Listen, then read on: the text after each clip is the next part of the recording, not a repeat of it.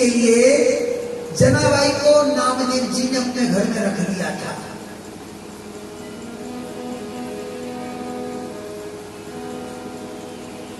पंढरपुर के पास में ही नामदेव जी का हॉल था, वहीं पर सब संतों का आना जाना होता।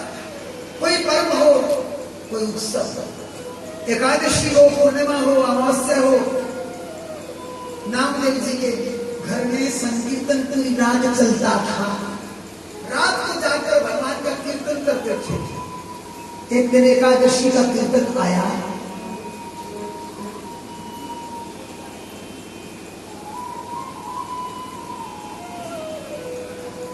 एकादशी का कीर्तन आया।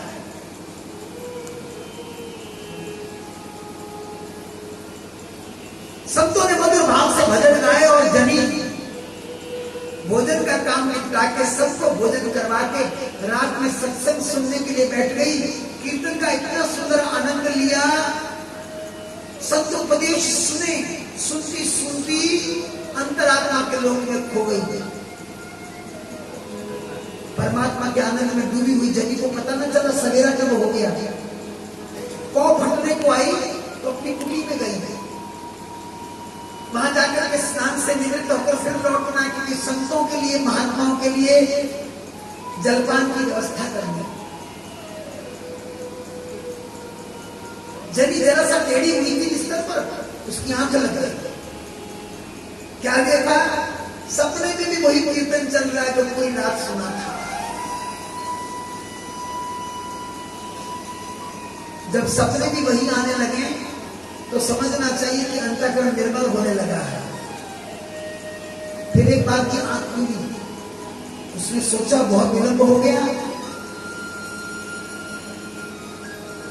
संत भूखे चले जाएंगे। इसकी भाभी और भागकर क्या किया, चूल्हा सुलगाया, चूल्हे पर दाल, दूसरे चूल्हे पर शाक चढ़ा दिया। फिर उसे याद आया, मैंने तो नामदेव जी के कपड़े नहीं धोए। अरे भगवान की जय घोष तो बोल लिया करो भाई। जो लोग जीव पाकर भगवान का जय घोष नहीं बोलते, रसना से परमात्मा का गुणगान नहीं करते, उनको श्रुतियों में अर्थात उपनिषदों में, पुराणों में कृपण दोष युक्त कहा गया है। कार्पण्य दोष का पाप उनको लगता है। उन्होंने भगवान का नाम लेने में जीव की कंजूसी की। अब उस पाप का फल क्या बताया गया है? जीव का उपयोग ही नहीं करते, तो भगवान कहते हैं इसको देनी नहीं अब जीव। हाँ, इसलिए रचना को पवित्र किया करो। यदि भी ये बात सतगुरु नामदेव जी को सुनाई, सब संतों को बुला करके नामदेव जी ने कहा, देखो जनी क्या सुना रही है। जनी ने अपना सारा प्रसंग सुना दिया कि मैं घाट पर जा रही थी, वृद्ध माता ने बहुत प्रेममयी वाणी बोल करके मेरी गठरी ले ली। मेरे जाने से पहले सारे कपड़े सुखाकर तय करके रख दिए, और जब मैं सचमुच उनका धन्यवाद करने को ऊपर से उठाती तो वहां कोई नहीं था। संत कहने लगे, जनी तूने जन्म का कल्याण कर लिया,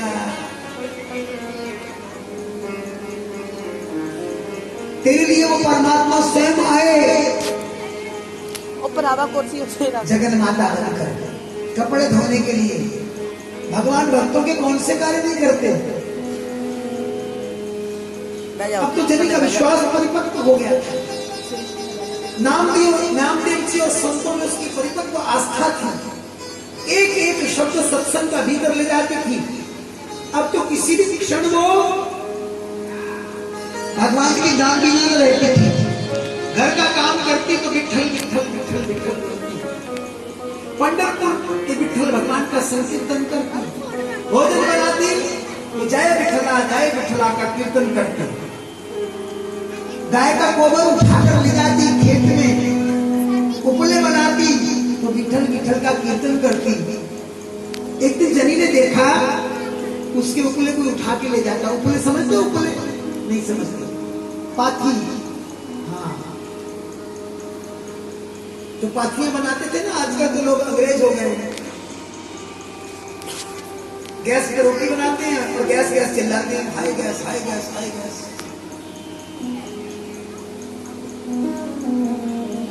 हमसे ज्यादा कोई मूर्ख नहीं होगा। हमने अपना घर खुद जला लिया, उसके बाद कहती है मेरी सर्वाइकल हो गई, सर्वाइकल, और क्या होगा? सारा दिन तो गर्दन टेढ़ी रखती हो फोन फंसा कर।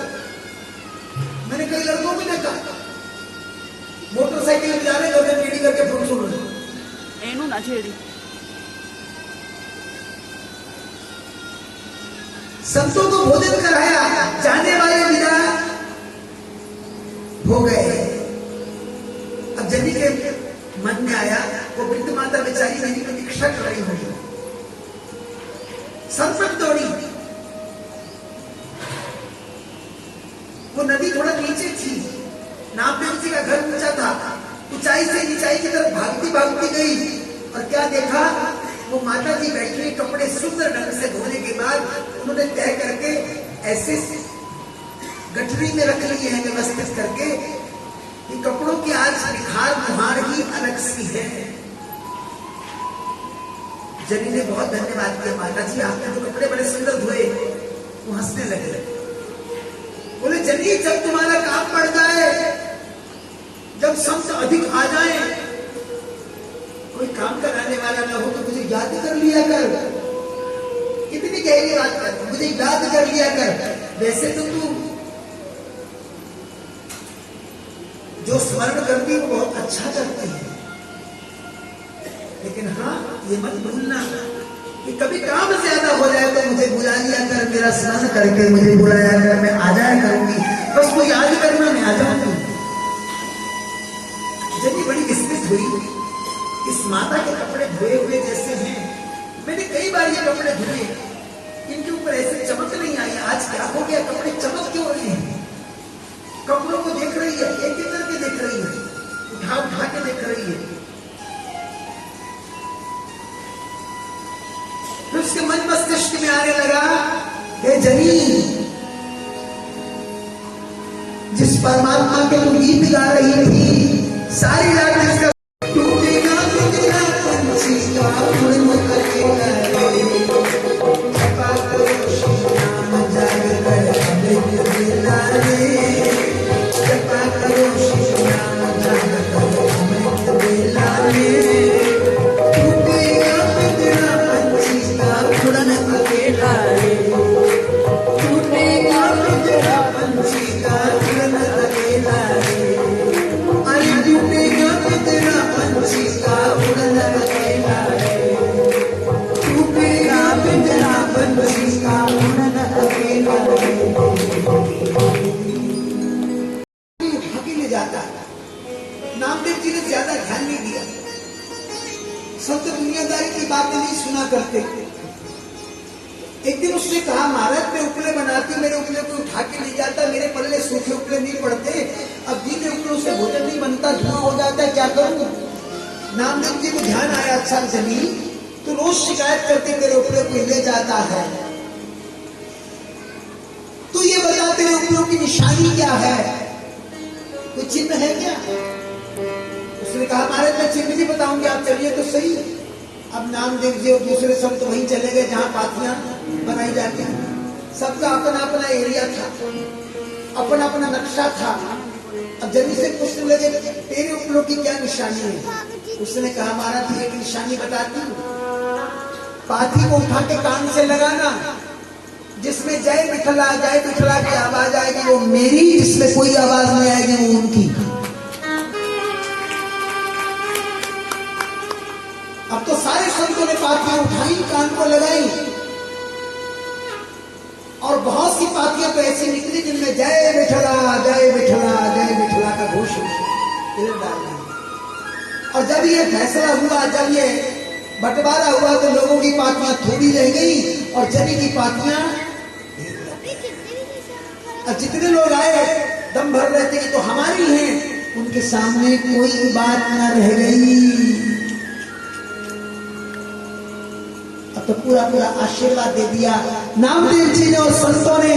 कहा, जनी तो परिपक्व हो गई है कि वही परमेश्वर परमेश्वरी बन के तो नहीं आ गया। ये सोच करके उसने जब गर्दन ऊपर उठाकर उनका धन्यवाद करना चाहा तो देखा वहां कोई नहीं था। बोलो भक्ति भक्त भगवान की। आंखों में आंसू आ गए।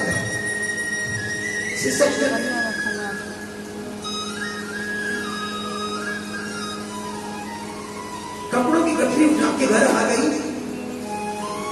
नामदेव जी का दोपहर का विश्राम का समय आ गया। उनका आसन लगा दिया और स्वयं उस माता का ध्यान करने बैठ गए। आज मेरे भगवान को कितना कष्ट हुआ। वो जगत पिता जगत माता बन के आ गए। वे अनंत कोटि भगवान ही भगवती बनकर आ गए। त्वमेव माता च पिता त्वमेव बन्धुश्च सखा त्वमेव विद्या द्रविणं त्वमेव सर्वं मम देव देव।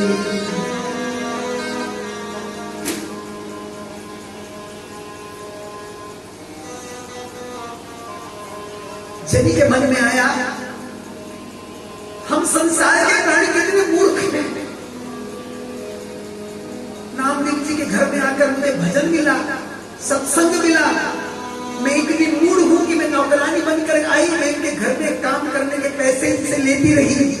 आज मुझे सर्वेश्वरी ने दर्शन दे दिया। मैंने तो घोर पाप कमाया। हम जीवों का कल्याण तब हो सकता है जब भीतर परमात्मा का वास हो गया है। तू करता तू पाया कुछ में रही न हूं। बारी तेरे नाम पर जित देखूं तित तू। जनी परमात्मा का कीर्तन करते करते परमात्मा के नाम में डूब गई थी। इतना डूब गई, ऐसी खो गई, ऐसी मतवाली हो गई कि आज परमात्मा उनके कार्य कर रहे हैं। परमात्मा उनके प्रमाण दे रहे हैं। सचमुच जब गुरु कृपा हो जाती है, संत कृपा, महापुरुषों की कृपा हो जाती है, तो फिर जीवन की नैया भवसागर से अपने आप पार हो जाती है। बोलोगे अपनी? कौन कौन बोलना चाहता है? ऐसे थोड़ी, ऐसे क्यों करते हो? ऐसे करो ना, डर लगता है कोई?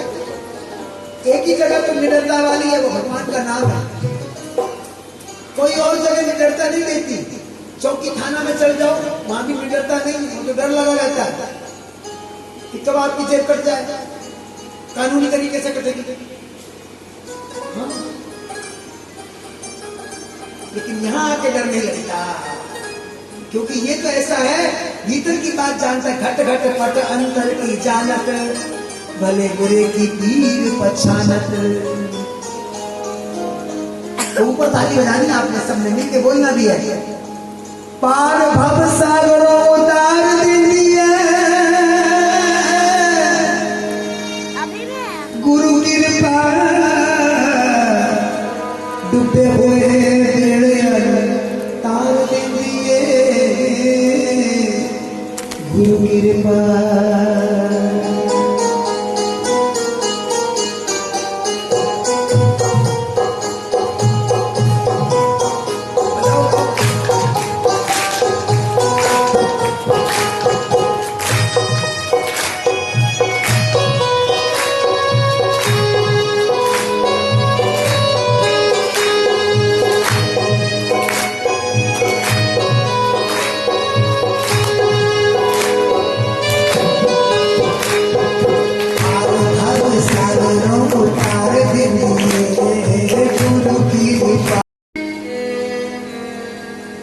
उसका मन भी मधुर मीठा मीठा गायन करने लगा। आप भी करोगे ना?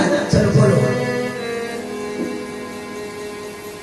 जपा करो शिव नाम, जपा करो शिव नाम, जान कर अमृत अमृत बेला में जपा करो शिव नाम जान कर अमृत बेला में टूटेगा तेरा पंछी का उड़न अकेला रे टूटेगा तेरा पंछी का उड़न अकेला रे जपा करो शिव नाम जान कर अमृत बेला जपा करो शिव नाम जान कर अमृत बेला टूटेगा तेरा पंछी का उड़न अकेला रे टूटेगा तेरा पंछी का उड़न अकेला रे जपा करो शिव नाम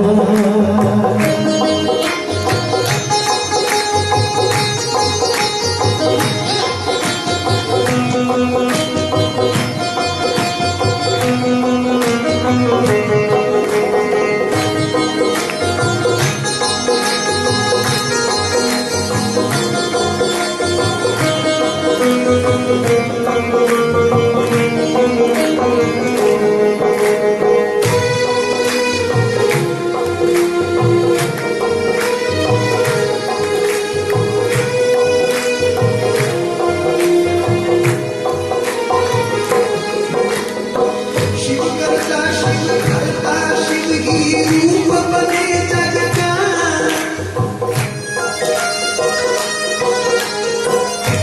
कल एकादशी थी सनातन की पद्धति एकादशी को वस्त्र प्रक्षालन करते नहीं क्षार में क्षार का मतलब साबुन सोडा पुराने जमाने की परंपरा देवी भागवत में भी आता है जो क्षार से एकादशी को रविवार को अमावस्या को श्राद्ध के दिन अष्टमी के दिन कपड़े प्रक्षालन करता है उसे क्षार कुंड रूपी नरक प्राप्त होता है। जनी के मन में तुरंत आया कि मैंने तो कपड़े नहीं धोए और काफी कपड़े गंदे हो गए। उसने क्या किया आंच धीमी करके धीमी आंच करके कपड़ों का गठन उठा करके दौड़ी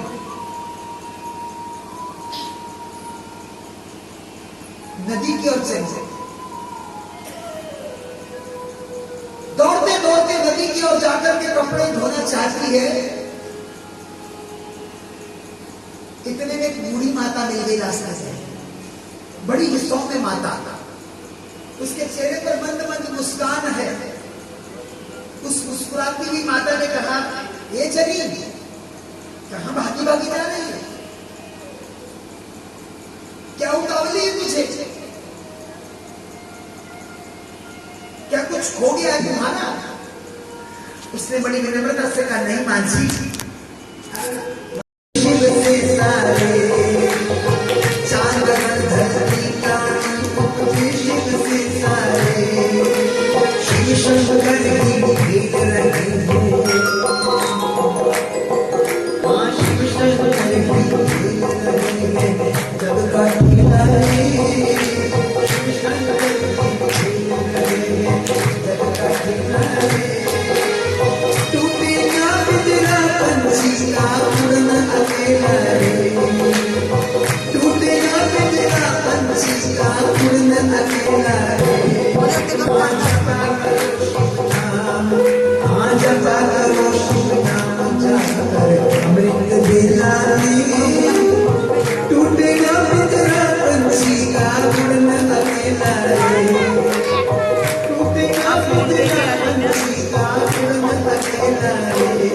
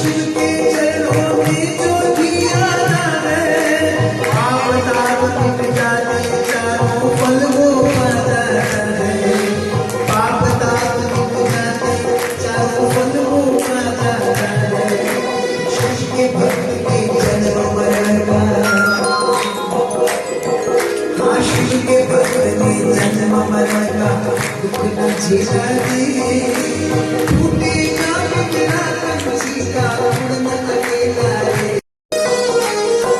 काया माया है झूठी ही दर्शन को जानो, जो दिखता है शिव शक्ति का खेल इसे मानो, जो दिखता है शिव शक्ति का खेल इसे मानो।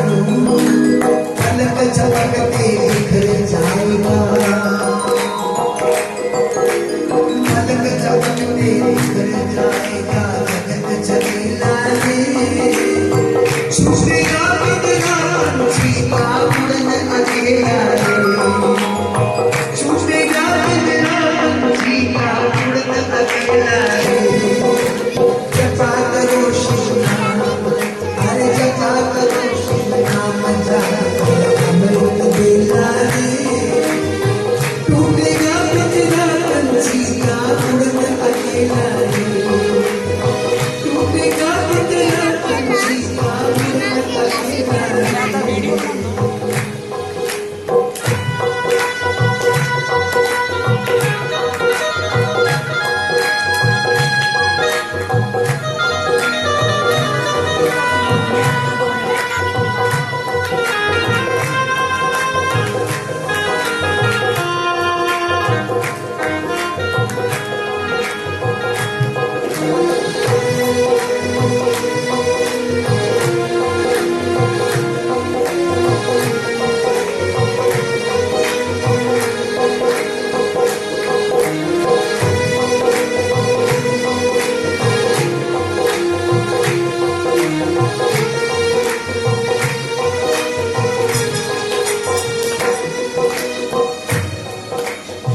शिव से ब्रह्मा विष्णु उपजे, शिव से सूर्य तारे,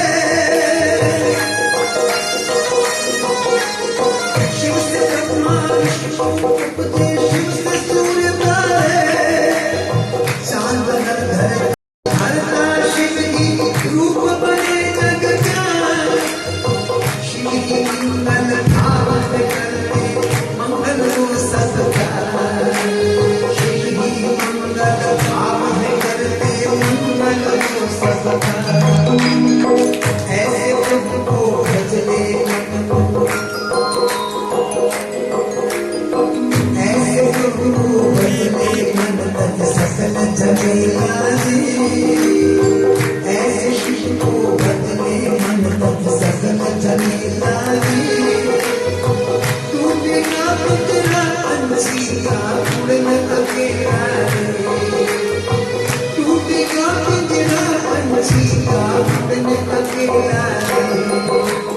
जपा करो शिव नाम, अरे जपा करो शिव नाम, जाग कर अमृत बेला रे। टूटेगा पिंजरा पंछी का उड़ना अकेला रे, ਉਹਦੇ ਕੋਲ ਰਹਿ टूटेगा पिंजरा पंछी का उड़ना अकेला रे। जपा करो शिव नाम। सृष्टि ना खेलना उधर